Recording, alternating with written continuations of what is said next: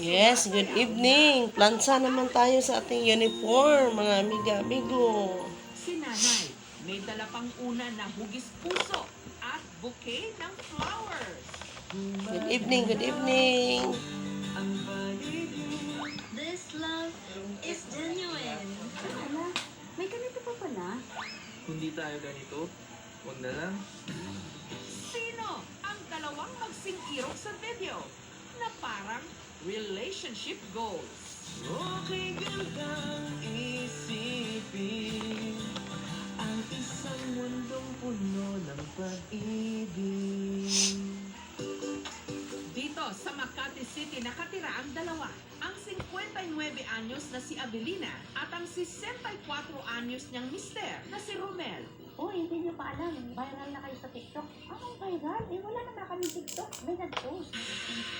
Ah, naku, pinagkakaguluhan na nga kayo. Hindi na kami nakatulog.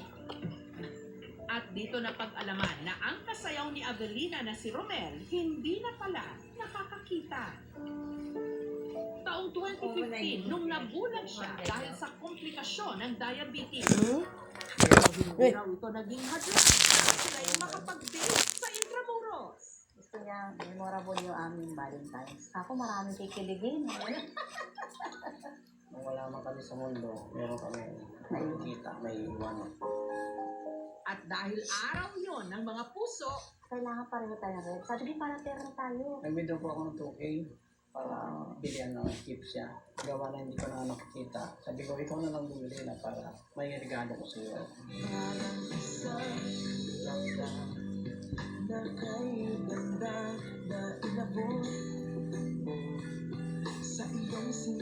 Ang binili po namin ay yung heart saka flowers. Yung heart, hawakan ko. Yung flowers naman, ibibigay niya sa akin. Nag-artila po kami ng kalesa. kaya guys, si Romel walang kapagurang namasyal kahit nakabaston. Hello guys, happy Valentine's sa inyo. Habang si Abelia, aba, nag-FB live pa. Sinidala pa kaming tela panglatag doon. Tapos yung mga petals ng rose, yun ang inilagay ko doon po. Tingalat ko po sa sana. Paano nag-set up ako doon. Dinala ko na siya. Kung tayo ay magsasapatos, parang ang hirap. Baka pumulupot ang tela sa atin. Matumba tayo. Sasaya tayo makapaa. Maganda ang paligid kung bawat tao ay puno ng pag-ibig. Napapawi ang bigatin, masilayan lang ang iyong ngiti. Isip ko bata pa ako. Diyos ko, feel natin parang nung araw. Hindi ko na inisip yung mamaya o ano, wala. Feeling ko artista. Masaya po kami.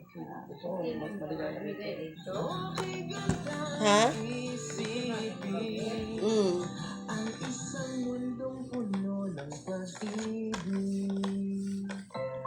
Dekada 80 nung nagkakilala raw sina Romel at Avelina. Doon po siya nagtatrabaho sa support ko. Kung mga time na yun, lumabas ako. May nalaglag po yung pera ko. Ito ah. Tapos Ito agad? pagkakikinan kami. Para bang pinana po ako ni Cupido na parang napatingin ako sa kanya. Na love at first sight daw sila sa isa't isa. Parang ang pogi naman ito. Joke lang. Napeki nga po ako. Akala ko mayaman. Tsaka macho siya.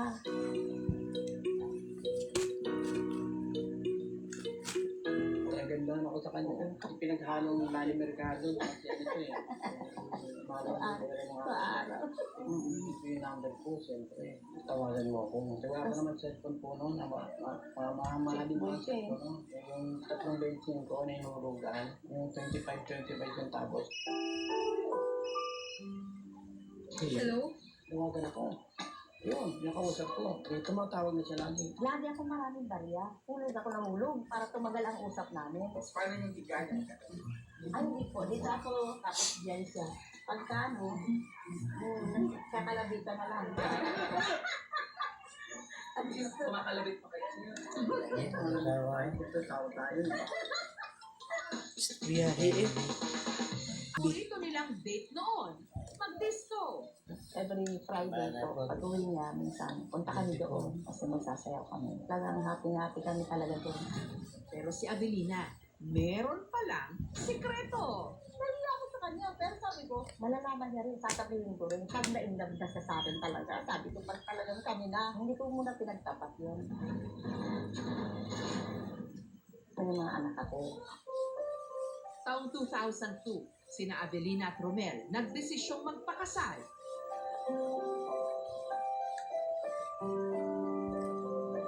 Pero ang kanilang relasyon, hindi raw laging sabay sa tiyempo. Gusto niya rin na magkaanak, paligid na ako. Nagalit ko. Sinunawa ko na lang. Wala na akong magagawa dahil nga wala na, hindi na ako pinatunan na anak. Lumabas na po yung anak ng anak ko, na panganay, ako nag-alaga. Kaya parang yun ang natuon siya doon sa bata na yun. Siya ang naging anak namin talaga. Binigay yung pagmamahal doon sa apo ko na yun. Taong 2015, dumating ang pinakamatinding dagok sa kanilang pagsasama. Si Romel nagka-glaucoma, kaya unti-unting nabulag. Pag-gising ko ng umaga, diabetic stroke ako. Hindi na nakakita ang isang mata. Pero patuloy pa rin ako ang tatrabaho. Alam kong malapit na siyang lumalabo na siya. Hindi na siya masyadong nakakahinag. Nag-resign ako. Taon akong umiyak. Kasi ko ba, hindi na ako makakatulong sa lahat ng bagay. Tawa ko sa kanya, napakahirap. Pero is ko po yun. Alala sa pagmamahal ko sa kanya. Pagmamahal ko yung asawa ko. Ayaw ko pa siya mawala. Gusto ko ito magandang buhay niya. Bagamat tuluyan ang nabulag ang dalawang mata ni Romel, hindi raw ito naging balakid para gawin pa rin nila ang mga papasaya sa kanila. Katulad ng pagsasayaw. Pag-ibig na ang susi, nararapat lang ibahagi. Yung pwesto niya ako sa lugar ako sa sayaw at kung anong gagawin ko. Tapos hahawakan niya ako. Kung hinawakan niya ako, doon ako gagalaw ng medyo paikutin ko siya bago. Pag binitawan niya ako, mag-exhibition kami. Hindi parang ano ba? Parang malakas ang ano yung pakiramdam ba? Parang kumbaga sa ano, mental telepathy ba ang tawag doon? Nagkaka ano ba kami sa isip lang? Kahapon lang si Sherlyn. Hello po, Nay! Binisita ang mag-asawa. Pasensya na din po kung nabidyohan ko kayo or na-post ko. Maraming salamat sa iyo, anak. Maraming salamat pagpalain ka ng Panginoon, Ama. Hindi ko alam na ikaw magagamitin ng Diyos.